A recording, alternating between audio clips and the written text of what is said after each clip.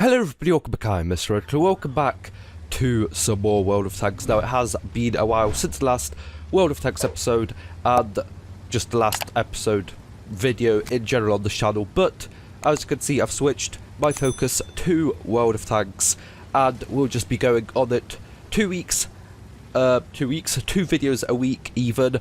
And today we are starting off with the T110E5, you know, good old reliable Tier 10 American heavy tank. I thought I said French. American heavy tank, you know, kind of like an all-arounder. Doesn't really have that one thing that it's absolutely good at. It's just basically, as I said, a good all-arounder. It's fairly mobile, fairly good armor, fairly good gun. You know, it doesn't have that big alpha damage punch, but it does have quite good DPM. And today, 5ER is going to play, also known as Ser, also known as Cheese in Polish, and they are going to be pushing down the kind of bridge part over here on Mountain Pass. I did have to check what this map is called because I can't really remember map names well. But yes, as you can see, kind of need to sort out the light for the next episode because kind of looks not the best, but we'll be going on with it anyways, as 5ER, I'm going to be calling them, or maybe I'll just call them Cheese. Cheese over here, already putting in 2 shots, one into the CC1 Mark II and the Standard B. Of course, many new tanks since the last time I made a video, but I've still been playing World of Tanks, so I do kind of know what's going on, and yes, so quite a lot of 5ER's team has actually pushed with him down the bridge, which is actually kind of rare. Normally there's only, you know, those like 2 heavy tanks or maybe tank destroyers more realistically camping on either side of the bridge, and that's basically it, and that's basically how it stays for like the 5 or 10 or 15 minutes before someone else flanks them and kills them. But they have successfully gotten past the bridge and are now held up on the other side, on the enemy side of the bridge, but they can't really go further forwards because they did lose the south of the map. So now all of those tanks that were over there are kind of, you know, circling back to kind of defend their cap circle, because, you know, from the bridge it's just, you know, about, what was that, like 300, 400 meters, and then you are inside the enemy's cap circle, which is, well, quite important to defend, of course, as 5ER already up to 3,000 damage, no kills yet. It's actually 2 kills either side, and 5ER's team is down by 1,200 hit points. So, you know, kind of got to watch out over here. It's still, you know, all to play for. Either team could win. It actually does look like the enemy team is in a better position themselves, because they are basically have a wider control of the map. If it wasn't for 5ER's team over here on the bridge, they would actually be in quite a dire situation over here. But for now, it does look fairly winnable. They are down by 2 kills now, but, you know, still, when you're even on hit points, anything could happen.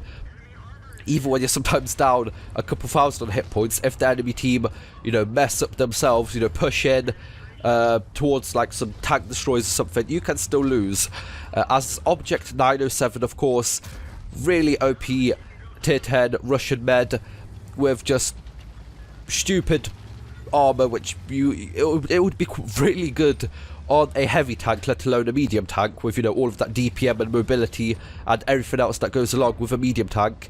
It's a really dangerous tank to fight against, but 5ER goes back, kills the AE phase 1 up to 4,400 damage, and picks up his first kill as the Leopard 1. Not really sure what he's doing. I think he's just seeing blood in the water like a shark, trying to go in to kill the Centurion 7-1, and he might succeed, but at the cost of, you know, most of his hit points, as 5ER puts in a shot against the E3, which I think fired a high explosive round towards the Stritzvog 103B. I'm not really sure why. It did 0 damage, so, you know, absolutely useless. And 5ER is using heat over here, but in this kind of situation, I would be doing the same. You've got an E3 charging you down, you've got an Object 907 and a Leopard 1, all with really dangerous guns, especially when they're firing gold, which is basically most of the time at, you know, tier 10, tier 9, higher tiers. Basically everyone's flinging around gold, and it's basically who has the deeper pockets to, you know, grab in, get your money out to buy premium and premium tanks to get more money to buy the gold rounds. As 5 yards up to over 7,000 damage, 2 kills, and now they have to defend the bridge that they took. Will they be able to do it? Luckily, 5ER has actually only taken 1 hit so far.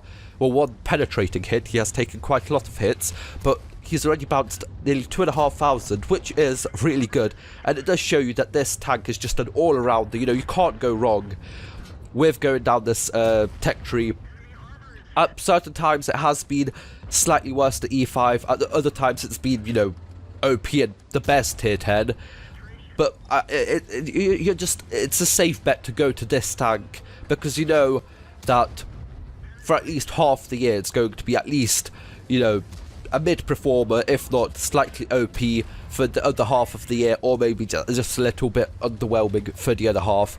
But it's just a decent tank to go. I actually should kind of get this as well. I've got the T57 Heavy, which is a good heavy tank as well, but of course completely different concept between that and this. You know, over there you just got you know, DPM, and that's basically it. You know, your armor isn't really that good, even against like tier 8s and stuff. But with this, you're basically just good all around, as the Centurion 7-1 actually penetrates 5ER's E5 over here with a high explosive round. Of course, those Centurion 7-1s have that special Hesh round with, I'm pretty sure, 102 or 120mm penetration. I'm not really too sure. Might be even higher, but the follow-up round does only 42, as 5ER has kind of caught the rest of the enemy team by surprise over here. I'm not really sure why all of them are under the bridge, because none of 5ER's teammates are over there, and as you can see, he's still bouncing even gold rounds. You know, if you have enemies that don't really know what they are doing and just gonna fling gold rounds at you, this is a decent tank for that, as 5ER does the right thing, gets the standard B, who was running away and could have run away, and you know, you never know, could have, you know, maybe challenged him a little bit more, but shuts down the standard B. Progetto 65 takes down the M4 54, and that is a victory for 5ER in the E5. So as you can see, 5ER picks up his third kind of mark of excellence over here, along with an ace tanker, that is high caliber steel wall and a top gun for 7 kills over here. You know, you only need 6, but he went that 1 extra and got the 7th. 12,423 damage. You know, that's more than I've ever done. The most I've ever done is still on the Jagdpanzer E100. I'm pretty sure it's about like 8,300-ish. I still remember that. It was probably like about a year and a half ago now. Absolutely brilliant game for 5ER over here. 7 kills, as I said, 1,710 base experience, which for a tier 10, you know, and base is really nice. You know, wasn't only fighting at shooting at tier 10s, you know, there were those tier 9s as well, but still, you know, absolutely brilliant. But of course, you know, tier 10, you're using, you know, probably food consumable. I'm not really sure if 5ER didn't really pay attention, but you know, all of those heat rounds, he did lose 17,000 credits in this game, but still, absolutely brilliant game nonetheless. And for now, that is good. So hope you guys enjoyed. Like, share, subscribe. See you guys next time. Bye bye.